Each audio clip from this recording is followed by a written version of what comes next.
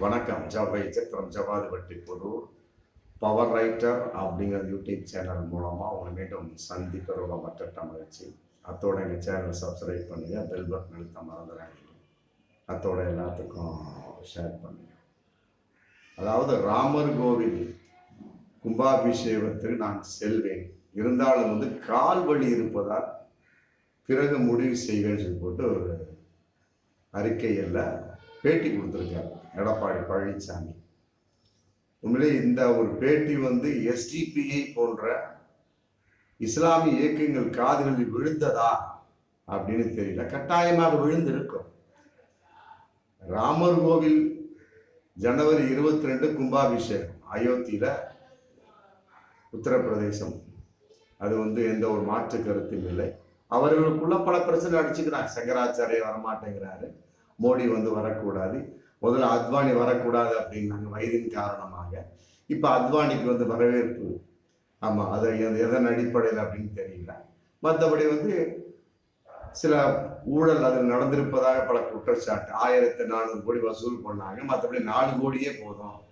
அப்புறம் இன்னொரு குற்றச்சாட்டு, பாதி தாங்க கட்டியிருக்கிறாங்க, அதுக்குள்ள எதுக்கு இவ்வளோ அவசரப்படுறீங்க, ஏன் அவசரப்படுறாங்க, இதில் பிஜேபி அரசு அரசியல் செய்கிறது அப்படிங்கிற மாதிரி பலவிதமான கருத்து. ஆமாம், அதன் அடிப்படையில் ராமர் கோயில் திறப்பு விழாவுக்கு யோகி ஆதித்யா மூலமாக பத்திரிகை கொடுக்கப்படும் எடப்பாடி பழனிசாமிக்கு அப்படிங்கிற ஒரு தகவல் ஒரு மாசத்துக்கு முன்னாலே வந்த விஷயம். அதன் அடிப்படையில் இன்னைக்கு யார் கொடுத்தார்கள் என்பதெல்லாம் விட இன்னைக்கு அவர் தன்னுடைய திருவாய் மலர்ந்திருக்கிறார். எடப்பாடி பழனிசாமி அதிமுக என்ன சொல்லியிருக்காருன்னா, ராமர் கோவில் கும்பாபிஷேகத்துக்கு நான் செல்வேன், ஆனால் எனக்கு காலில் வலி இருக்கு, அதனால பிறகு முடிவு செய்வேன் அப்படின்னு இருவேறு கருத்தா சொல்லியிருக்கிறார். காலில் வலி இருக்கிறது என்பது ஒரு கோர்ட்ல நடந்த ஒரு மாஸ்டர் நீதிமன்றத்தில் நடந்த வழக்கின் அடிப்படையில் வக்கீல் மூலமாக தெரிந்த ஒரு உண்மை. ஆமா, அப்பதான் டிசம்பர் 4-5 நினைக்கிறேன். அதன் அடிப்படையில் வந்தாரு. நிக்க முடியல, என்ன கோளாறா தெரியவில்லை. இது சம்பந்தமா நாங்கள் வீடியோ கூட போட்டிருப்போம். உடனே ஒரு நிவாரண சம்பந்தப்பட்ட விஷயம் கூட சென்னையில கொடுக்காம சுற்றி பார்க்காம உடனே சேலம் புறப்பட்டு போயிட்டாங்க. அப்ப ஏகப்பட்ட பேர் சொன்னாங்க, எடப்பாடி பழனிசாமி எக்ஸாம் புயலுக்கு சென்னையில அதிமுக தொண்டர்களை உற்சாகப்படுத்தவில்லை, தூண்டிவிடவில்லை. அதிமுக எந்த ஒரு வகையிலுமே நிவாரண பணி செய்யவில்லை. சென்னை இந்த அளவுக்கு நாரி கடந்துகிட்டு இருக்கு. எடப்பாடி பழனிசாமி சேலத்துல உட்காந்து ஜாலியா உட்கார்ந்துட்டு இருக்கார் அப்படின்னா பல கருத்துக்கள் போடுச்சு. அந்த இடத்துல கால் வலி அப்படிங்கிற கான்செப்ட் அவராக அந்த இடத்துல சொல்றது. இன்னைக்கு சொல்றார், கால் வலி இருப்பதால் ராமர் கோவில் சம்பந்த அந்த கும்பாபிஷேகத்துக்கு நான் போக மாட்டேன் அப்படிங்கிறார். மாஸ்டர் நீதிமன்றத்துக்கும் உச்ச நீதிமன்றம் நேரடியாக வாக்குமூலத்தை பதிவு செய்ய வேண்டும் அப்படின்னு சொல்றதுக்கு என்னால் முடியாது.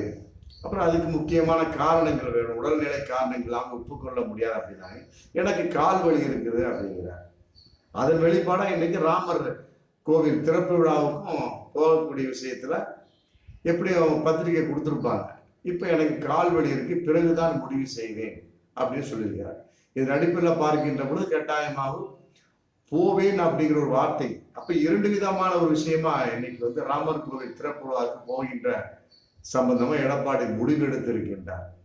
இன்னைக்கு அவர் குழப்பமா தான் இருந்துட்டு இருக்கிறார்.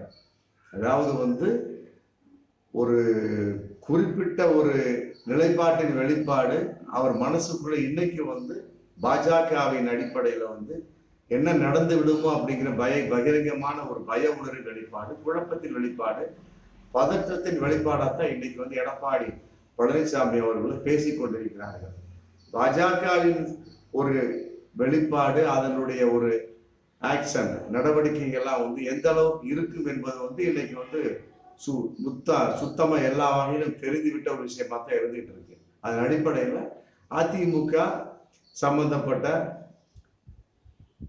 பழைய மாஜி அமைச்சர்கள் எல்லாம் இன்றும் நடுநடுங்கி கொண்டிருக்கிறார்கள் அப்படிங்கிற பகிரங்கமான தகவல் இன்னைக்கு போயிட்டு இருக்கு. எதையெல்லாம் விட இன்னைக்கு ரொம்ப ஸ்ட்ராங்கா எதிர்த்து பேசியிருக்கிறார் அப்படின்னா கேபி முனுசாமியை சொல்லலாம். இது வரைக்கும் எடப்பாடி பழனிசாமி பாஜக விமர்சித்து அண்ணாமலை விமர்சித்த பேசல. ஆனா பாஜகவை விமர்சித்து அண்ணாமலை விமர்சித்து முனுசாமி பேசியிருக்கிறார். ரொம்ப அற்புதமா பேசியிருக்காரு. அதாவது அண்ணாமலை மோடியை காமராஜரோடு ஒப்பிட்டு பேசியிருக்கிறார்.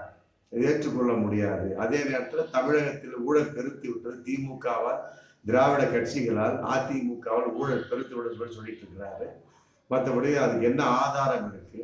அதே நேரத்தில் வந்து சென்னை முதலீட்டாளர்கள் இப்போ சமீபத்தில் திமுக நடத்தினாங்க, அதுக்கு வந்து மோடி வரவில்லை. அதே அடுத்த நாள் குஜராத்தில் வந்து அதே தொழில் முதலீட்டாளர் மாநாட்டில் வந்து மோடி கலந்துக்கிறாரு. இது எந்த வகையில் நியாயம் அப்படின்னு முதல் மாநிலமாக பல வகையில் வந்து இன்னைக்கு தமிழகம் விளங்கி மத்திய அரசே பல சான்றிதழ்களும் விருதுகளும் கொடுத்து சிறப்பிச்சுட்டு இருக்கிறாங்க. அப்படிங்கும்போது அண்ணாமலை எப்படி வந்து குறை சொல்ல முடியும்? அப்படின்னு திமுகவுக்கு ஆதரவாக பேசியவாறு கே.பி. முனுசாமி மோடிக்கும் மற்றபடி வந்து அண்ணாமலைக்கும் அவருடைய பயங்கரமான ஒரு எதிர்ப்பு கூட இன்னைக்கு பதிவு செஞ்சிருக்காருங்கிறது உண்மையிலே பாராட்டக்கூடிய விஷயம்தான்.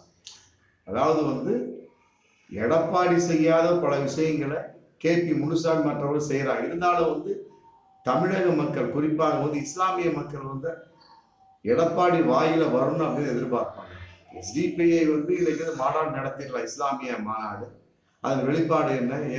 அவர் சொல்லிட்டார், நாங்கள் எங்களுக்கு வந்து சிறுபான்மை ஓட்டுகள் தான் தேவை எழுதப்பட்டு ஓப்பனாவே சொல்லிட்டு பாஜகவை நாங்கள் கூட்டணி சேர்க்க மாட்டோம்னு சொல்லிட்டு ஒரு நிலைப்பாட்டின் வெளிப்பாடா இஸ்லாமிய இயக்கங்கள் குறிப்பாக எஸ்டிபிஐ போன்றெல்லாம் வந்து இன்னைக்கு வந்து எடப்பாடி நமக்கு வந்து தன்னுடைய கூட்டணியை அறிவித்துக் கொண்டிருக்கிறார்கள்.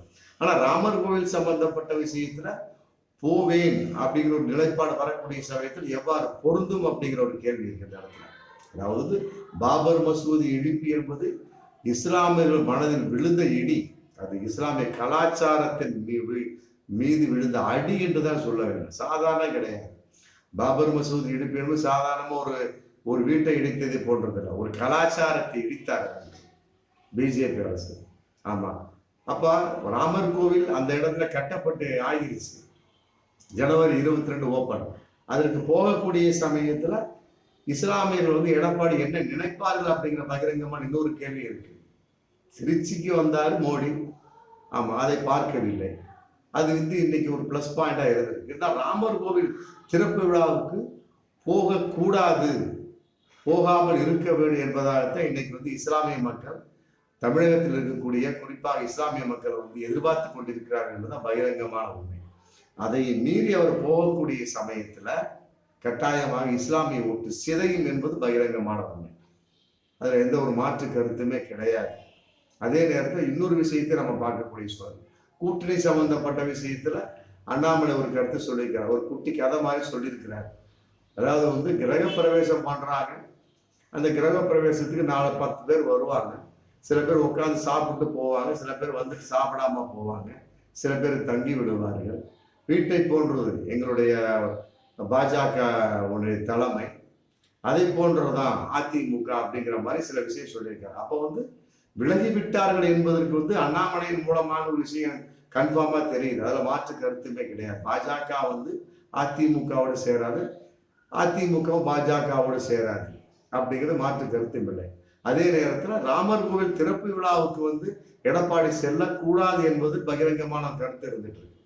பாபர் மசூதி இடிப்பு சாதாரண விஷயம் கிடையாது, அது வந்து பாஜகவின் அஜெண்டாவில் உள்ளது. ராமர் கோவில் இன்னைக்கு கட்டி இருக்கலாம், அதே நேரத்தில் கட்டிட்டு பக்கத்துல ஏக்கர் கணக்கில் நிலத்தை கொடுத்துருக்கலாம் இஸ்லாமியர்களுக்கு, இருந்தாலும் அதை வந்து ஒப்புக்கொள்ள மாட்டார்கள். இதே எஸ்டிபிஐ மற்றபடி சோர்ஸ் இலக்கி இருக்கக்கூடிய அனைத்து இஸ்லாமிய மக்கள் டிசம்பர் 6 இன்னைக்கு போராட்டம் பண்ணிட்டு தான் இருக்கிறாங்க. ஆமா, கருப்பு தினம் சொல்லி போட்டு பாபர் மசூதி இடிப்பு தினத்தை வந்து இன்னைக்கு வந்து ஆக்ரோஷமா போராட்டம் பண்ணிட்டு தான். காரணம் என்ன? இஸ்லாமிய மனசுல வந்து அந்த அளவுக்கு அது வடுவாக பதிந்து விட்டது அப்படிங்கிறது தான் பகிரங்கமான உண்மை. அப்போ வந்து அதையும் மீறி ராமர் கோவில் திறப்பு விழாவுக்கு வந்து எடப்பாடி போனார் அப்படின்னு கட்டாயம் இஸ்லாமியர்கள் மன்னிக்க மாட்டார்கள் அப்படிங்கிற பகிரங்கமான ஒரு உண்மை இதுல தெரியுது. ஆகவே வந்து அவருடைய அடுத்த நிலைப்பாடு என்ன அப்படிங்கிறது கட்டாயமாக வரும் காலங்கள் சொன்னாலுமே கூட இஸ்லாமியர்கள் அந்த நிலைப்பாடுங்கிறது கட்டாயமாக எடப்பாடி அவர்கள் ராமர் கோவில் திறப்பு விழாவுக்கு கட்டாயமாக கலந்து கொள்ளக்கூடாது.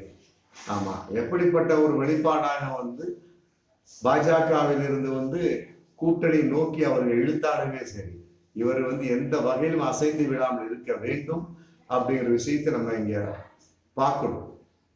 அதையும் மீறி அவருடைய ஒவ்வொரு அசைவுகளையும் இஸ்லாமிய அமைப்புகள் கூர்ந்து கவனித்துக் கொண்டிருக்கின்றன. ஒருவேளை சென்று விட்டால் கட்டாயமாக வந்து இஸ்லாமிய ஓட்டு சிதையும். சிறுபான்மை ஓட்டு மக்கள் எனக்கு தேவை என்ற அந்த ஒரு நிலைப்பாடு எடப்பாடியின் மனசில் உடைந்துவிடும் என்பது பகிரங்கமான உண்மை. மீண்டும் அடுத்த வீடியோவில் சந்திப்போம். நன்றி.